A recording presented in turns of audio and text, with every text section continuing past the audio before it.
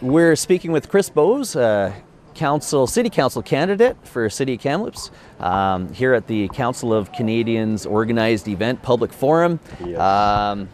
Chris, are there any social justice causes you're personally active in or at least interested in? Currently, I'm active in the Wild Salmon Caravan, and I've been working with them for a couple of years now to advance the, get people to think about salmon, people thinking about the return of the salmon and keep it going because, it's a fish that's part of my DNA for 10,000 years plus, right? I can't imagine my life without it. And what's sad is year after year after year, the numbers are dropping. So DFO is clearly not doing something right. So I'm really involved with that. I did the banner this year. I did a bunch of workshops with them this year. And the parade's on the 29th in Chase. So I'm pretty excited about that. Then the Arbor Collective, and that's a group I run, and it's Native First Nations artists and activists, and we've worked together protesting different pipelines and things, and so we've got a pretty active membership out there doing stuff. Cool. Do you support a living wage for all working people? Yes. In Kamloops, I believe it's $17.39 to live. And I think what we don't realize in this town is the working poor, of which I am. The numbers are huge. People live in a little bubble. They drive their little bubble car to their little bubble work. And they don't see the working poor and the hidden homeless. They just think, everyone's rich, everything's happy. And it's not like that. I'm just keeping afloat, and there are thousands and thousands of us out there. So a living wage, to be able to fully participate in this community, in this society, would be fantastic. But it's so expensive, activities and programs, this and that. I've got 4 kids. It's not. Kamloops is becoming a city that's unaffordable, right? And we need to really address that. I know families that are broken up right now because they can't afford a place to live. So the dad stays in one place and the mom and the kids stay in another place. And that's sad that those people all of us are being left out. So yeah, I totally support it. Food banks first appeared in Canada in the early 80s, and their usage has only increased since then. Why do you think that is? Didn't they start after World War II?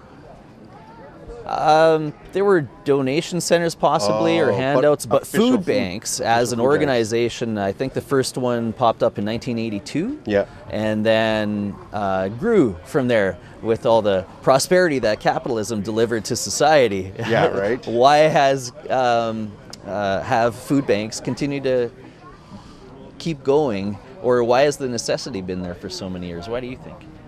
Well, it's because people aren't fully participating in the capitalist system. They're not getting their fair share, right? Increasingly, year after year, the numbers go to the top, and the trickle down is for the rest of us, and that doesn't work. And that's why food banks are still so needed in this community, and the working poor. So many people can't afford to live. Rent is outrageous in this town. We don't have affordable housing. It's so hard to get into affordable housing. Myself, I've had to do that too, break up my family so we could get into affordable housing. So I was homeless and sleeping in my car for a couple of weeks until I could find somewhere to crash. And that takes its toll on a relationship, and that's, it's sad. And we had to hit the food bank, and we had to get food hampers on Thanksgiving, Christmas, because I was working 2 jobs, she was working 2 jobs, but we were still not making it. So we need a living wage, and the food banks help, but it's just a symptom. It's a Band-Aid for a bigger problem, and we need to address that. What do you think the bigger problem is? Capitalism. It's geared towards the wealthy. It's geared towards the power and the privileged people. It's skewed towards that. When you're rich, it's easy to stay rich. Yeah. When you're poor, it's hard to break that cycle, get out of poverty. To me, upward mobility is almost a myth because the government, the people, the system, it doesn't want that. You know, if you're born here, you're likely going to die here. If you're born here, you're likely going to die here, right? So yeah. What do you think is council's role when faced with epidemics like the fentanyl crisis or the lack of affordable housing? Well, what we need to do, the fentanyl crisis is brutal. I've lost friends, dear friends because of it, family members because of it. We need to radically look at drugs, drug treatment, drug programs, and I don't know, we need to look at what other countries are doing and how they're working to break that cycle. There are countries that legalize it and numbers drop of users and overdoses. So what are they doing that's working, and what are we doing that sucks? We need to really look at that. And what do you think it is the role of city council itself, though, in trying to address those type of crises?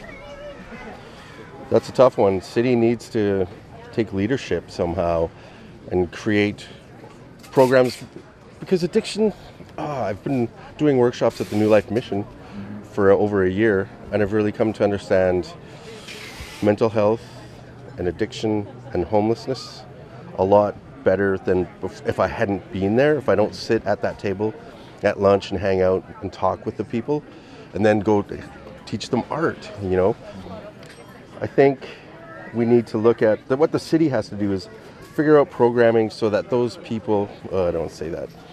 The city needs to look at it in a way to get people the help they need, treatment, programs, housing, and then hopefully we can develop some way that the people get back on their feet. It's hard to, when you're homeless, it's hard to lift your head up and hold it high, You look in the mirror and you feel defeated. I've been there. I felt it. It's really tough to get out of that. So the city needs to look at something like that. And affordable housing, we should be actively, lots of buildings are going up all around town, but they're all for sale. They're all condos, they're all places. I'm not a homeowner, I'm a renter. We need to look at the city getting developers to include affordable housing in every building. And I don't know what number we should come at, what magic number will do it, but if we start doing that, at least getting more active in doing that, that'll really help. Because obviously, capitalism doesn't build affordable housing, right? It's the people that force the city to give land and then get money from the provincial and the federal governments to create affordable housing. I think capitalism's going to do that. Oh yeah, I'll just build a 40-unit, apartment. What do you think is a city councilor's job when faced with controversial development projects like Ajax? Oh, we have to take leadership, and say, the people don't want this, then we have to listen to the people. That was a horrible, horrible, horrible, horrible project. And it would have chased people out of here. Doctors would have left, other professionals would have left. The pollution would have increased in this town. I would have left. So I think council has to take leadership and take a stand for the people and take care of the people. That's their role. Help take care of the people. And I don't feel we're doing that right now. Look at the homeless. Look at the people addicted to drugs on the street. We need to take leadership. What do you think is a reasonable income for a top earner in our society? Jeez, that's a tough one. I myself, I'm just getting by, and I sometimes wonder, when is enough? A top earner, it would be so nice to make, I'd be happy with 50,000, 30,000, that would be great. I think when you're getting to like hundreds of thousands of dollars, why? I look at some salaries in this city, $180,000, $220,000, and I just think, at what point do you start to feel guilty? At what point do you realize I have everything I need? I have more than enough. I should give back. I should do something. So I never understand this part about society and philanthropy. It's like, well, why don't you just make less so everyone can even up and even the odds and get out of the hole, right?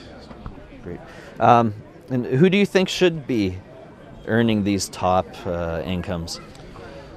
Well, that's a good question. Sometimes I think the people who are earning the big bucks are doing it because of their knowledge that they have in their head. Lawyers, doctors, people like that, CEOs making big, huge dollars. I don't know. I mean, that's a tough one. Maybe artists? Artists, that would be great. Yeah, artists, teachers would be great, you know. Even things up. I mean, man, single moms, if they could get, you know, a living wage for being a single mom. I grew up with a single mom. My mom, it was tough. You know, we grew up living hand to mouth, you know, it was tough. What are your thoughts on the current state of public transit and transportation infrastructure on Kamloops? This is something I think about a lot because I catch transit and I ride my bike everywhere. And I was thinking about this. Transit needs so much improvement. This week I've been out every night this week campaigning, and I've seen people literally left in the dark and in the cold because the buses have been so full. The number 9, Transit's not keeping pace with the numbers of students and the people catching the bus. What's like this week, what if a mother and her stroller can't get on the bus because it's packed? You know, the frequency needs to change on certain routes. We need high density, you know, if it's a high density run, then we need to have more buses on that. Service needs to extend further, like out to the airport. I know constituents who are trying to get to work out at the airport and they can't. They got to go as far as Windbreak and then walk all the way to the airport. That's terrible. So we need to really look at it and figure out ways to improve it. So yeah, it needs improvement, and accessibility, you know, wheelchair accessibility there needs to be more. I think there needs certain density buses need more, you know, we need to extend it. What do you hope Kamloops will look like in 20 years? This is why I'm running for city council. Hopefully in 20 years it'll look better because I want my kids to have a good life here. I want my kids to fully participate in this town, in all the riches and wonders it has. And the only way to do that is to actually get up and do something about it and get involved with politics and start changing policies so we have a future. Because we need to really look at this city. In 20 years, in the last 20 years, homelessness has gone up. Addictions have gone up. What's it going to look like in another 20 years? You know, are we going to start building ghettos everywhere for people? Like more food banks. More food banks? Like, what's going on? So we really have to take an active role and help develop this community for everyone.